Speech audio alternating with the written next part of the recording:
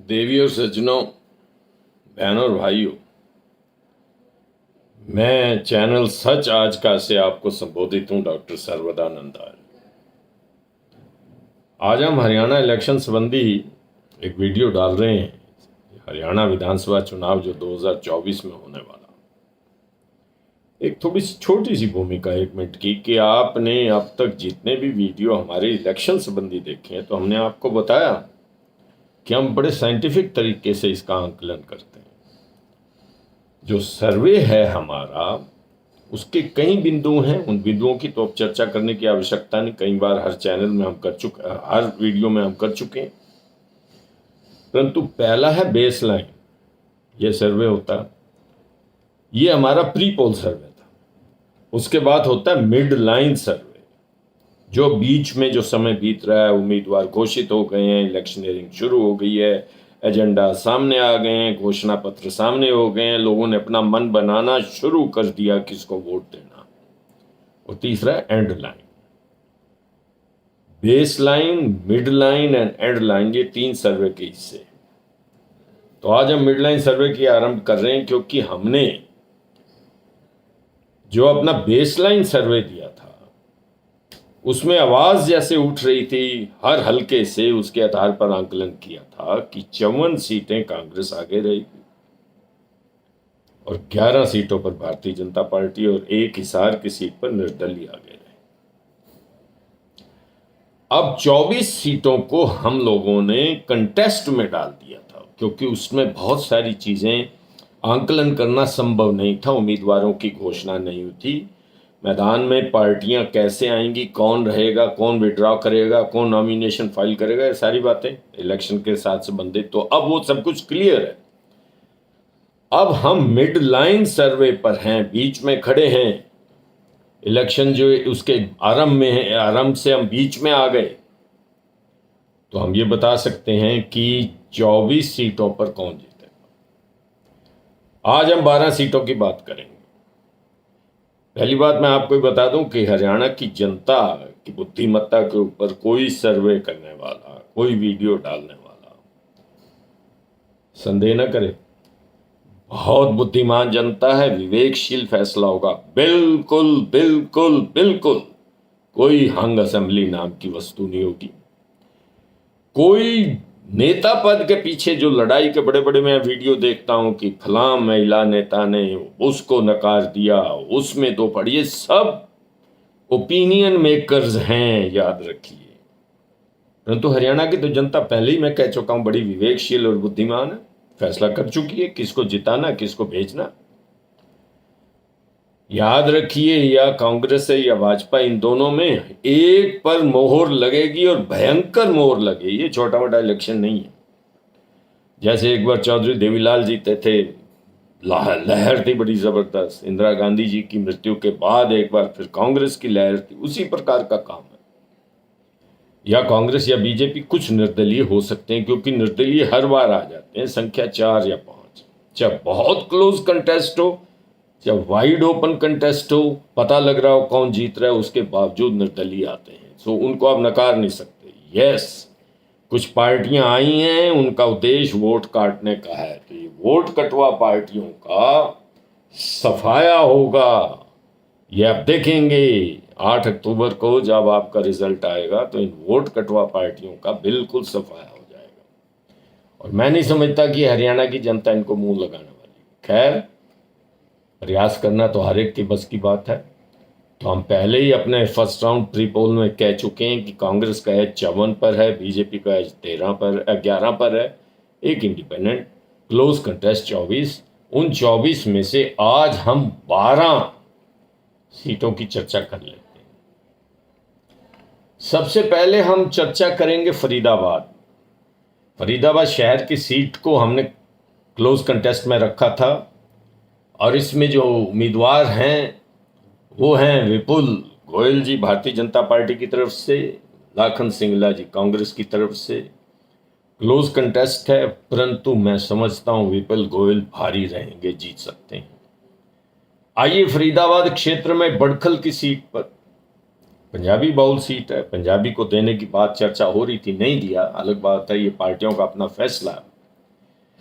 सीमा त्रिखा यहाँ से जीतती रही है भारतीय जनता पार्टी की। उनकी जगह पर एक किसी और पंजाबी को दी गई है, उसका नाम है धनेश अदलखा भारतीय जनता पार्टी का। कांग्रेस की पंजाबी को नहीं मिली, परंतु यहाँ मिली है विजय प्रताप को, जिनके पिता महेंद्र प्रताप बड़ी बहादुरी से कांग्रेस की टिकट पर लोकसभा का इलेक्शन लड़े। हारे अवश्य, परंतु बहुत बहादुरी से लड़े, बहुत वोट प्राप्त किए। गुजर भी हैं, अन्य जातियां भी हैं, बड़खल के अंदर पंजाबी बहुल है, परंतु विजय प्रताप कांग्रेस के जीतने की संभावना। गांव पे आइए, बिल्कुल गुजर बहुल, गुजर मेजोरिटी वाला क्षेत्र है फरीदाबाद एरिया में। राजेश नागर बीजेपी के उम्मीदवार हैं, जो पिछली बार भी एमएलए थे। उनके मुकाबले में पूर्व एमएलए कांग्रेस के ललित नागर हैं। ललित नागर बड़े सौम्य हैं, विवेकशील आदमी हैं, मेहनती हैं। राजेश भी ऐसे होंगे, परंतु इस बार मुझे लगता है ललित नागर जीत जाएगी कांग्रेस की हवा। एनआईटी पे आइए, फरीदाबाद एनआईटी कांग्रेस जीती हुई है, परंतु मैंने इसको कंटेस्ट में डाला था। नीरज शर्मा कांग्रेस के उम्मीदवार यहाँ से अब भी इलेक्शन लड़ रहे हैं, और सतीश फागना ये बीजेपी के उम्मीदवार हैं। इनके बारे में मैं ज़्यादा नहीं जानता, नए उम्मीदवार हैं। परंतु नीरज शर्मा जो पिछली बार भी जीते हैं, और ये एक तरह से संगम सा है एनआईटी। इसमें ब्राह्मण भी हैं, इसमें माइग्रेटेड यूपी की पॉपुलेशन भी है, मुस्लिम भी हैं, गुजर भी हैं, पंजाबी भी हैं, इंडस्ट्रियल एरिया काफ़ी बड़ा है। तो मैं समझता हूँ इस बार ललित का दाव लग सकता है, नीरज शर्मा का। ललित तो तेगांव की बात हो चुकी उनकी, नीरज शर्मा पुनः अपनी सफलता को दोहरा सकते हैं। गुड़गांव जहां हम बैठे हैं, बड़ा भयंकर रण मचा हुआ है यहाँ पे।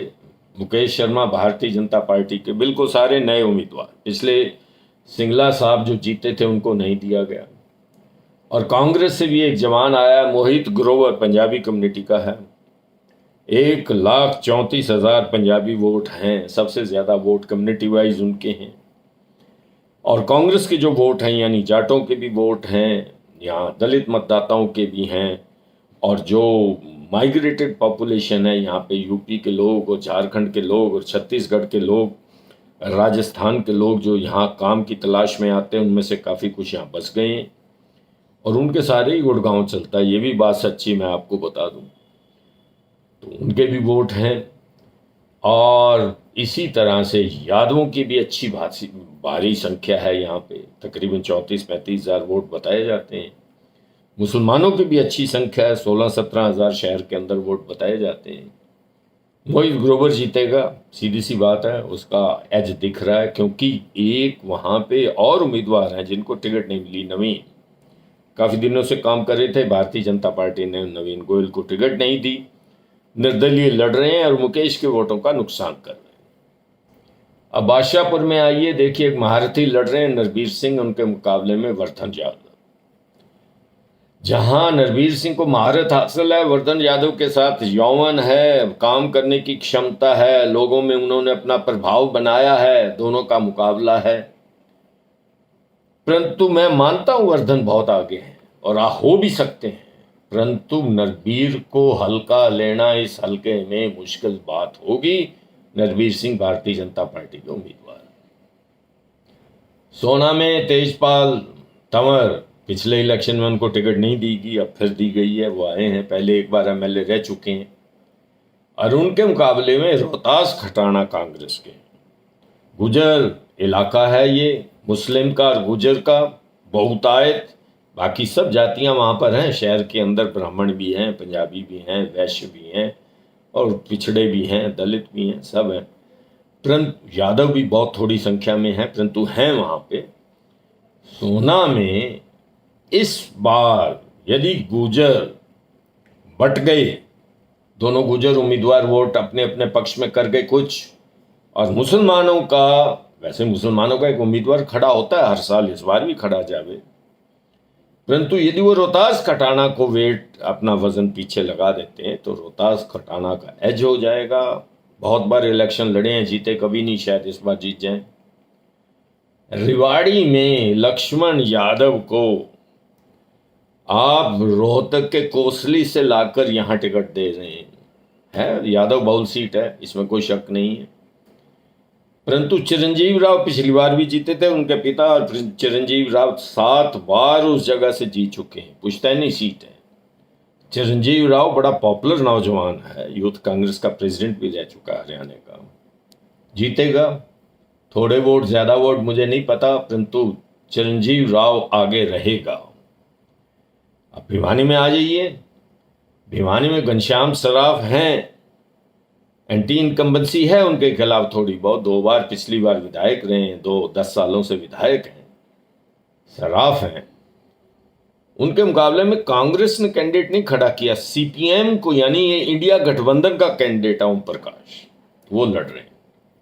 नहीं जानता मैं उनके बारे में, कितने भारी हैं, कितने कमजोर हैं। घनश्याम सराफ का एज है, लोगों से जो हमने पूछा, हमारा सर्वे जो बताता है उसके आधार पे बीजेपी के घनश्याम सराफ इस सीट को जीत सकते हैं। अब आइए आदमपुर में, ऐसी सीट है जिससे मैं बहुत पुराना जुड़ा हुआ हूँ। चौधरी भजनलाल के पोते भव्य बिश्नोई, कुलदीप बिश्नोई के बेटे, बीजेपी की टिकट पे। बड़ी हैरानगी की बात है, दूसरी बार ऐसा हो रहा है। ये परिवार हमेशा कांग्रेस में रहा, और चौधरी भजनलाल के सबसे करीबी दोस्त रामजी लाल जी जांगड़ा, दोनों ये महानुभाव स्वर्ग में हैं इस वक्त।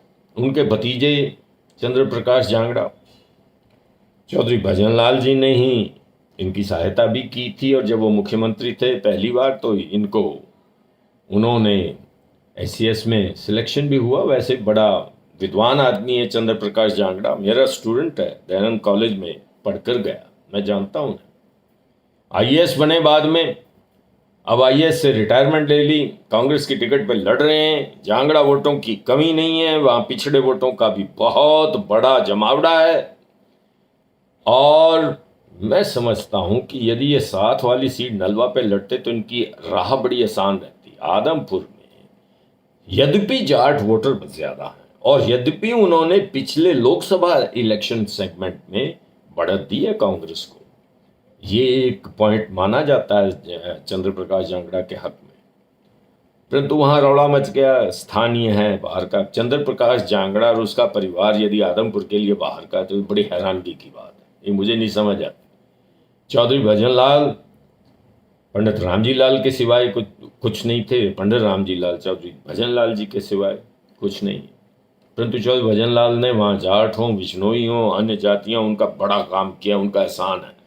भव्य बिश्नोई को वोट नहीं मिलेगा, कुलदीप बिश्नोई को वोट नहीं मिलेगा, चौधरी भजनलाल को वोट मिलेगा, इसलिए शायद भव्य बिश्नोई जीत जाए। हांसी में पुराना खिलाड़ी विनोद भयाना भाजपा का उम्मीदवार है, उसके मुकाबले में राहुल मक्कड़, AC मक्कड़ का पोता। AC मक्कड़ उस सीट को वो बहुत पुरानी लड़ाई परमात्मा के पास है इस वक्त। AC मक्कड़ साहब पोता उनका पिछली लड़ाई लड़ा, बहादुरी से लड़ा, जजपा से लड़ा, और मैं समझता हूं उसने बहुत बुद्धिमत्ता का काम किया। राहुल मक्कड़ इस वक्त कांग्रेस से सीट लड़ रहा है, तो कांग्रेस के वोट भी उसके साथ हैं। विनोद भयाना पिछले 2 टर्म में वहां पे MLA, उससे पहले भी MLA रह चुके। मैं समझता हूं अच्छा खिलाड़ी होने के बावजूद राहुल मक्कड़ इस सीट को मारेगा।